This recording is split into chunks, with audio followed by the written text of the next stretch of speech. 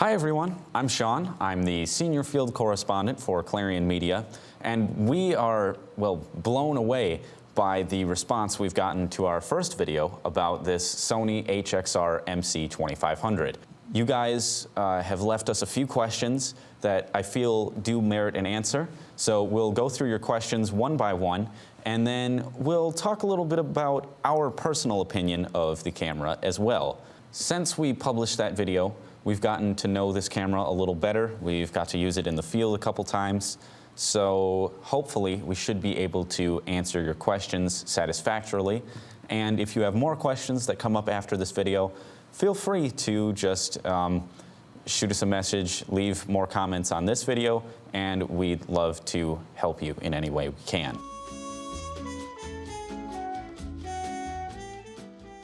Well, I'm really glad we're able to help people as far away as Palestine. So in order to set the camera to 1080i 60, this is an option. You go into the menu, and then you go to the submenu that looks like two arrows. That'll be record out settings. Then you go into there, record settings, record format, and then it lists a bunch of options in order, I think, from top to bottom in what takes up the most memory to what takes up the least. So second from the top is 1080 60i. So just go to that in the menu and you should be good.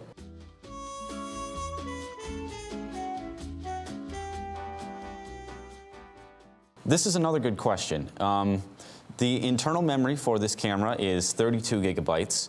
And according to the manual, the most that it can handle as far as an SD card goes is 64 gigabytes.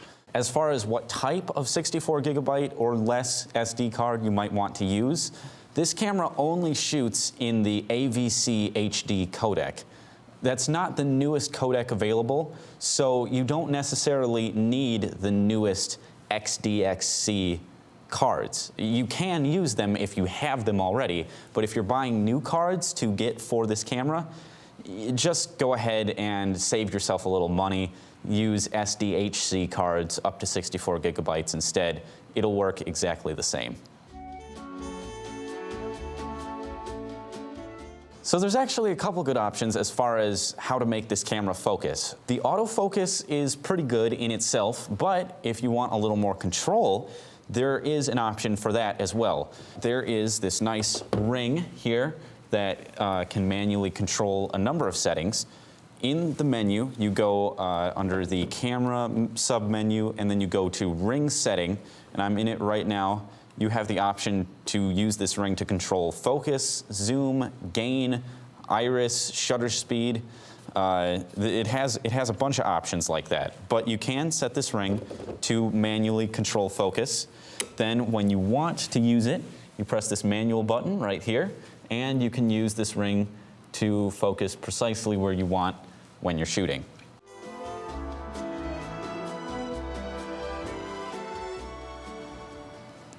Yeah, we're wondering this too, actually. The BNC connection is, for those of you who don't know, this little port under the cover right here. It's next to these AV ports, but we don't really know how to make this output anything. We are still going to look into that. We have read the manual a lot in the past few days, but even that hasn't turned up much. So we're going to keep researching, and if we find that out, we will reply directly to this comment in the previous video, or maybe make a video specifically on how to do this, because I feel like this is a question that more than a few people have. So yeah, sorry we couldn't help you directly, but we are looking, and we will keep looking, hopefully until we actually find the answer.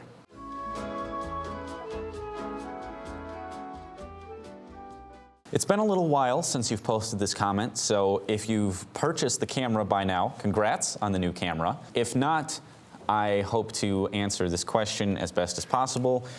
No, it is not a camera where you can swap the lens out. You can take this sun shield off, and you can see there is the lens. It zooms And that's about all it does as far as movement. It does not move off the camera to allow another lens to actually fit on. I mean, there's all sorts of do-it-yourself kind of hacks that people can try to get more out of a fixed lens than what the manufacturer intends, but this might void your warranty or any number of things if you try to mess with it too much. So for the purposes of the question, no, you cannot swap lenses. Sorry about that. Short answer, not traditional boom mics. If you're thinking about microphones that use an XLR standard or even a 1/4 inch type jack, no, this camera does not have that. What it does have is, I don't know if you can even see this because it's so small, but there's a little 3.5 millimeter jack that it goes in right there, kind of under this whole handle situation here, under the light and everything, under the shotgun mic. It has this one audio port that you can plug 3.5 millimeter jack microphones into. Now, this does work, and there are professional 3.5 millimeter options out there should you want to stick specifically to the kind of things that you can carry on this camera. But for a truly professional audio result, you are probably going to want to invest in some sort of secondary audio recorder that you can plug more traditional microphones into.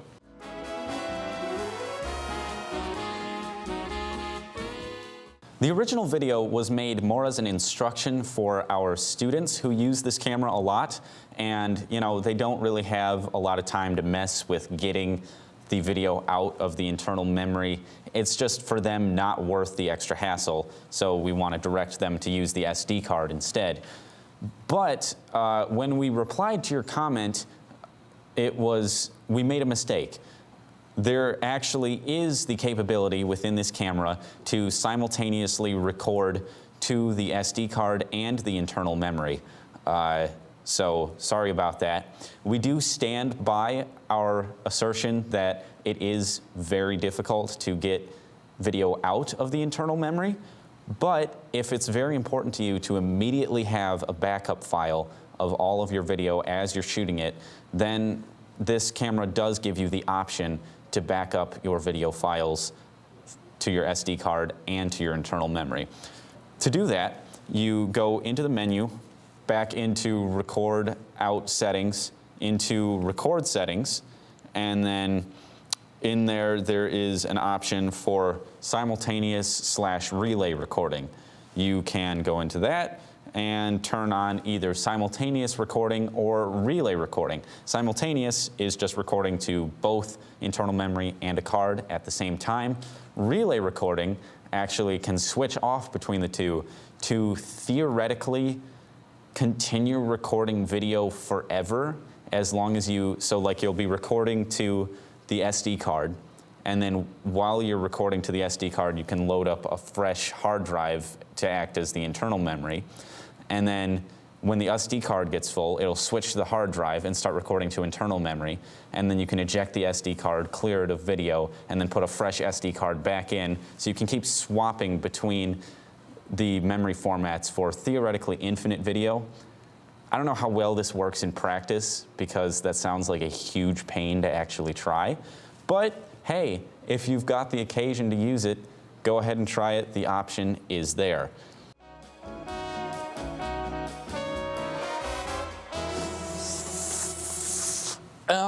Well, is it possible that you accidentally recorded to the internal memory instead of the SD card? Maybe check there. Otherwise, yeah, we can't do a whole lot. I hope you figure that out, and I hope you can get your video files back. Sorry.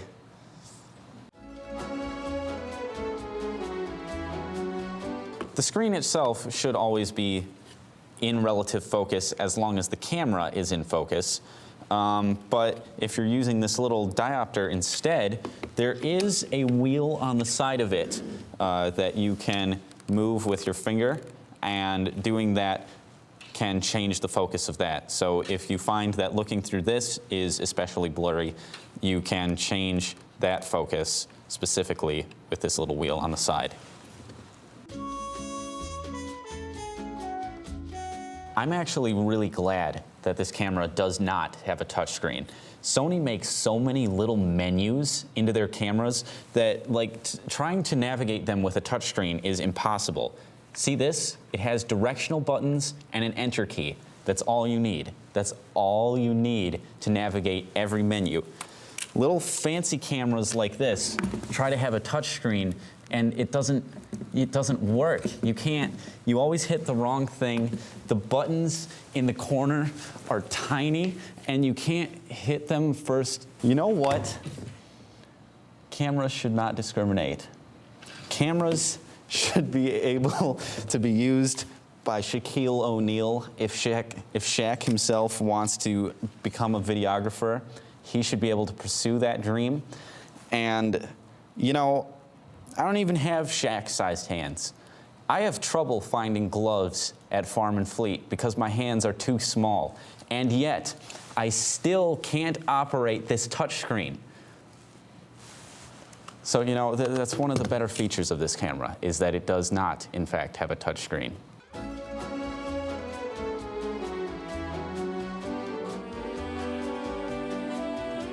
Of course, if you have any other questions about this camera or anything we covered in this comments video or the previous video that this references, just let us know. Leave comments at the bottom of this video and we will get back to you as soon as we can. Thanks for watching, and we'll see you soon with another video.